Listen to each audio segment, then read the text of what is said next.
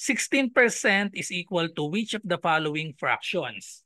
So lagi nating tatandaan, ang ibig sabihin ng percent ay per 100 or divided by 100. So therefore in fraction, 16% is equal to 16 over 100. So wala siya sa mga choices dahil meron pang lowest term ito.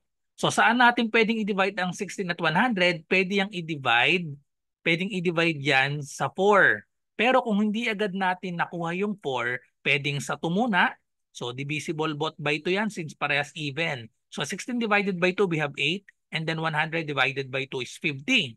Kung mapapansin natin, ang 8 at 50 parehas pa ring even. So pwedeng i-divide ulit natin by 2. So 8 divided by 2, that is equal to 4. And then 50 divided by 2 is equal to 25. So 4 over 25 na yung final answer dahil wala na silang common factor. Ang 25 ay 5 times 5, ang 4 naman ay 2 times 2. Walang common. So therefore, letter B na yung tamang sagot, 4 over 25. Follow for more.